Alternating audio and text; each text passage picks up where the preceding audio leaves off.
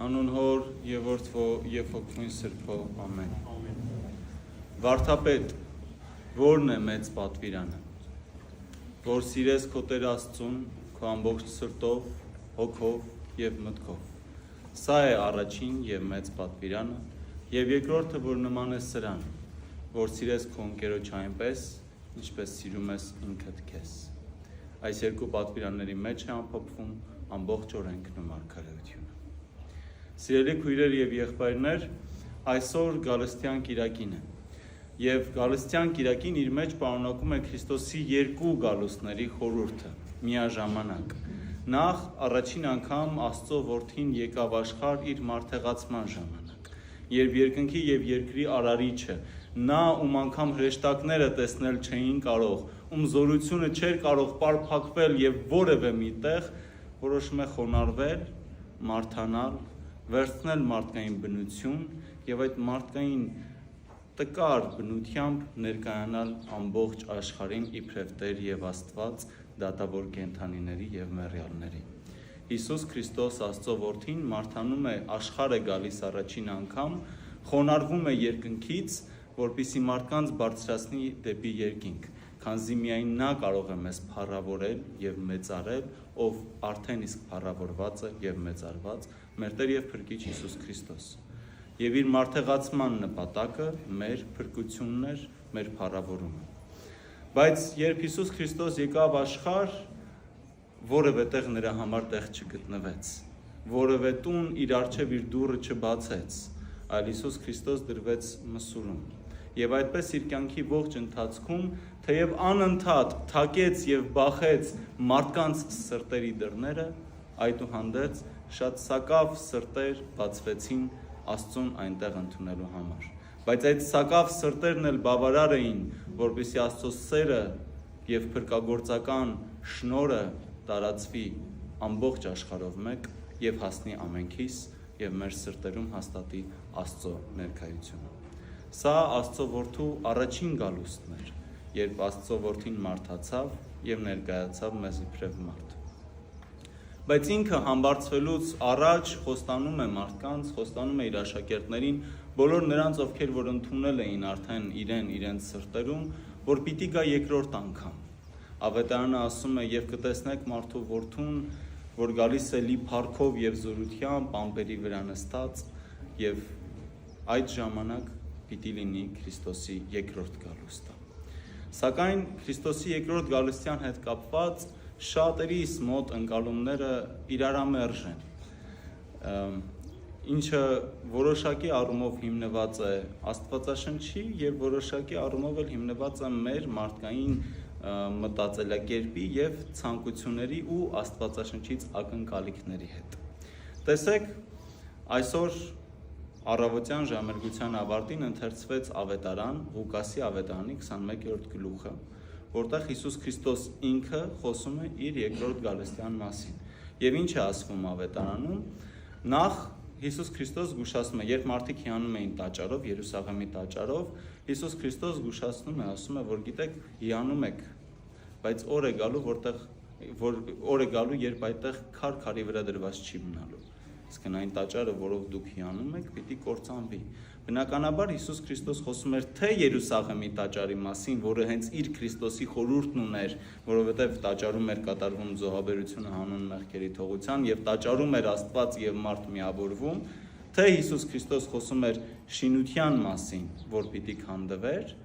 և թե խոսում էր իր մարմնի մասին, որովհետև ինքը տաճար լինելով հանդերձ պիտի սպանվեր իր իսկ արարածների, իր իսկ ձեռքի գործի կողմից։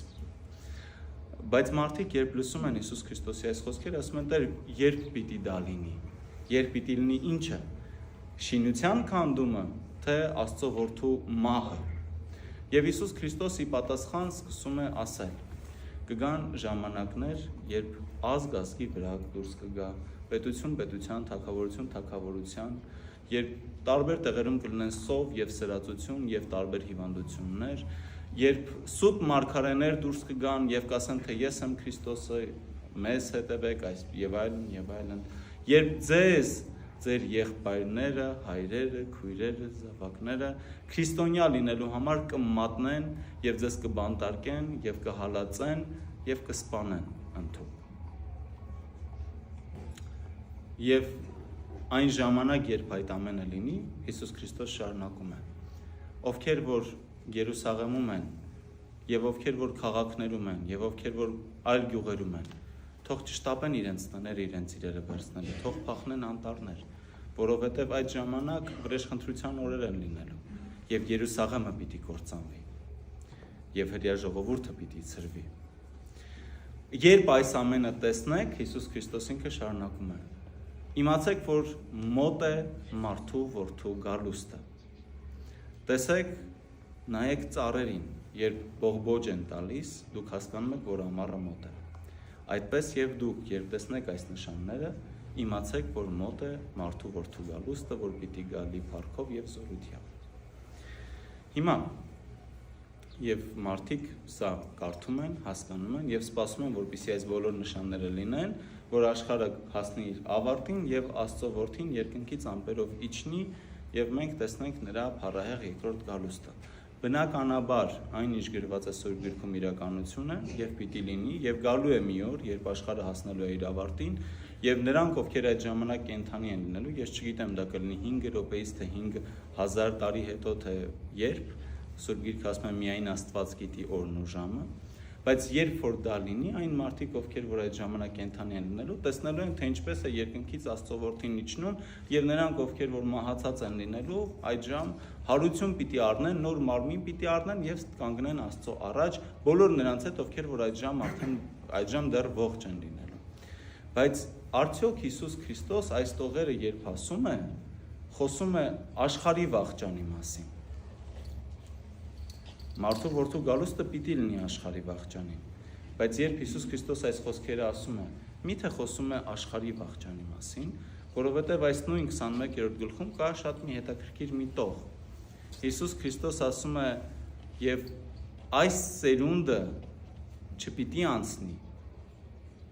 նախքան այս ամենը տեսնելը։ Այսինքն այն մարդիկ, ովքեր լսում էին Հիսուս Քրիստոսին, այն ամենը ինչ որ լսեցին մարդու որդու գալուստյան մասին, պիտի տեսնեին եւ տեսան։ Իրականում որ մի սերունդը Քրիստոսի ժամանակներից առ այսօր չի տեսել պատերազմ, չի տեսել սով, չի տեսել հիվանդություններ, սուտ մարգարեներ եւ հալածանք։ Բոլոր սերունդներն էլ տեսել են։ Ապա ուր է մարդու որդու գալուստը։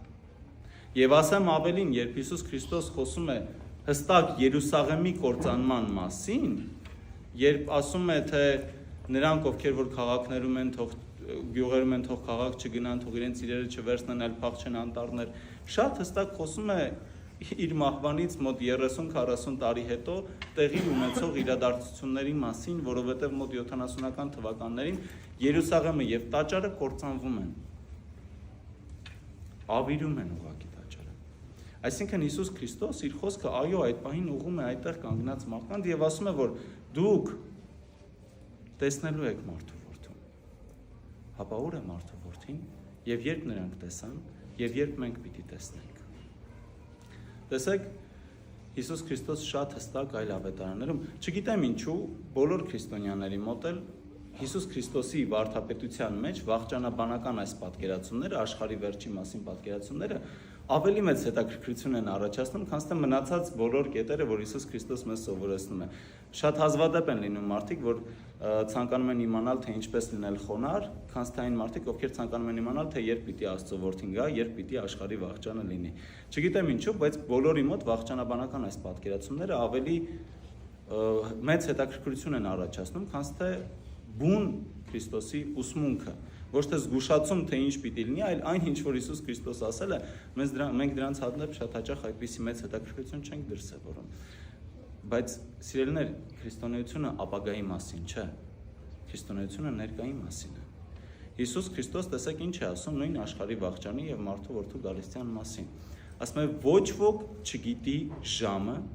թե երբ այն պիտի տեղի ունենա։ Ոչ անգամ իսկ հրեշտակները, ոչ իսկ որդին, այլ միայն հայրը։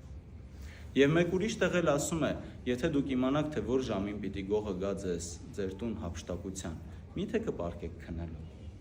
Այլ կնստեք եւ կսպասեք գողին, չէ՞։ Բայց ձեզանից եւ որևէ մեկը չգիտի, թե գողը երբ է գալու։ Այդպես է լինելու մարդու որդու գալուստը։ Այն պահին, երբ որ ձեզանից եւ որևէ մեկը չի սпасելու մարդու որդուն, այդ պահին մարդու որդին, Աստծո որդին Հիսուս Քրիստոս հայտնվելու է ձեր կյանքում։ Եվ ինչ պիտի անեք այդ ժամանակ։ Եվ Հիսուս Քրիստոս բնականաբար ասում է ինչ պիտի անենք, պիտի արթուն մնանք, աղոթենք, անդադար իր պատվիրանները պահենք, բայց վերադառնալով մարդու որդու գալստյան խորհրդին,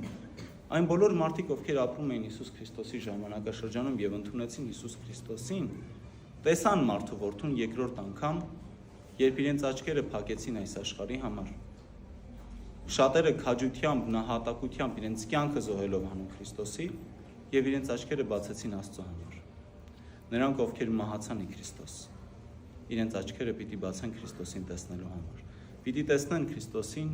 Աստծո որդուն, նստած ամպերի վրա, լի փառքով եւ զորությամբ։ Հետևաբար յուրաքանչյուրիս համար մեր մահվան պահը արդեն իսկ աշխարհի վաղճան է։ Եվ մեր մահվան պահը արդեն իսկ պահ է հանդիպման Աստծո հետ։ Բայց մեզանից ով գիտի, թե մենք երբ ենք մահանալու։ Ով կարող է գուշակել, թե ինքը երբ է մահանալու։ Հետևաբար Հիսուս Քրիստոս ասում է՝ մի քնեք, արթուն կացեք, աղոթեք։ Տեսեք, այս պատմությունը շատ եմ սիրում պատմել, կարող է որոշներից արդեն ձանձրացնեմ այս պատմությամբ, բայց մի տարեց վանական է լինում, ով իր այգում գործ է անում եւ մի ավելի երիտասարդ վանական հարցնում է մնացածին, թե եթե Քրիստոսին տեսնեք 5 րոպեից, որ ամպերը բացվում են եւ Հիսուս Քրիստոս ամպերի վրայով գալիս է, ինչ կանեք։ Հիմա տարբեր մարդիկ տարբեր պատասխաններ են տալիս եւ ես հիմա ձեզ եմ ուզում հարցնեմ։ Եթե եկեղեցուց դուրս գաք ու տեսնեք, որ ամպերը արդեն բացվում են եւ Աստծո որդին լի փառքով գալիս է դեպի աշխարհ, ինչ եք անելու։ Ծնկի եք գալու աղոթեք։ Այն մարդկանց հետ ում հետ որ խռով եք գնալու եք իրենց հետ բարիշեք։ Ինչ ունեք, չունեք ձեր գրպաններում տանելու եք տակ աղքատներին, սկսելու եք Աստծո պատվիրանները պահել այդ պահին, երբ հարցնում է այս տարեց վանականին, ով որ այդ ժամ այգում ուղակի ծաղիկ էր տնկում, հարցնում է, ասում է, Հայր Սուրբ, ինչ կանես, եթե տեսնես, որ 5 րոպեից Աստծո որդին գալիս է, ասում է, կշարունակեմ ծաղիկներս տնկել։ Իսկն մենք չպիտի Աստծո պատվիրանները պահենք միայն մեր մահվանից 5 րոպե առաջ, կամ Աստծո որդուն տեսնելուց 5 րոպե առաջ։ Աստծո որդին մեր կյանքում մշտական ներկայություն պիտի լինի, եւ մեր գործի մեջ, եւ մեր առօրյայի մեջ, եւ մեր մտքի մեջ, եւ մեր սրտում անդադար մենք պիտի Աստծո հետ լինենք։ Տեսեք, Հիսուս Քրիստոս շատ հստակ ասում է, այսօրվա ավետարանական ընթերցումը, որ Մատթեոսի ավետարանից էր, շատ հստակ մեզ ուղղորդում են, թե ինչպես մենք պիտի պատրաստվենք Աստծո որդու գալստյանը։ Մոտենում են Քրիստոսին եւ հարց են տալիս, ասում են. Տեր, ո՞րն է մեծ պատվիրանը։ Այսինքն 5 կտակարանը օրենք, հարյուրավոր օրենքներ կան։ Օրենքը, մարգարեությունները, մարգարեների միջոցով Աստված բազմաթիվ պատվիրաններ է տվել։ Ամբողջ այդ սուրբ գրքի մեջ մեծագույն պատվիրանը ո՞րն է, որ պահենք եւ փրկվենք։ Մենք բնականաբար փարիսեցիները չեն ուզում փրկվել, ուղղակի ուզում են փորձեն Քրիստոսին, եւ Քրիստոս ասում է. Սիրեք ձեր Աստծուն, ձեր ամբողջ սրտով, հոգով, մտքով։ Սա է առաջին պատվիրանը, որը իդեպ 10 պատվիրանների առաջին 5 պատվիրանների ամփոփումն է։ Եվ երկրորդը, որը նման է սրան, սիրեք ձեր ընկերներին այնպես, ինչպես սիրում եք ձեր անձերը, որը 10 պատվիրանների երկրորդ 5 պատվիրանների ամփոփումն է։ Այլ խոսքերով, Աստծուն պաշտեք եւ մարդկանց սիրեք, ընդ որում Աստված ինքը Հովհաննեսի ընդհանրական նամակում ասում է, թե ինչպես դուք կարող եք սիրել նրան, ում չեք տեսնում, երբ չեք սիրում նրանց, ում տեսնում եք։ Աստված պաշտության համար մեկ ճանապարհը մարդասիրությունն է։ Աստծուն սիրեք, մարդկանց սիրեք։ Այս է այն ճանապարհը, այս են պատվիրանները, որոնց մեջ ամփոփվում են ողջ սուրբ գրությունները, հին եւ նոր կտակարանները։ Եվ այս է ճանապարհը, որով մենք 24 ժամ պիտի ապրենք, պատրաստ լինելու համար Հիսուս Քրիստոսի գալստյան։ Ամփոփելով այսօրվա մեր մտորումները գալստյան Կիրակի խորհրդի հետ կապված, Ես ցանկանում եմ, որպեսզի մենք բոլորս մեզ հարց տանք։ 5 րոպեից չէ։ Եթե այս բանին մենք պատտվենք եւ տեսնենք, որ Քրիստոս մեր մեջ կանգնած է, ինչ պիտի անենք։ Ամեն։ Երթայք խաղաղությամբ եւ Տերն մեր Հիսուս Քրիստոս եղեցին ձեզ ընդամենեսյան ամեն։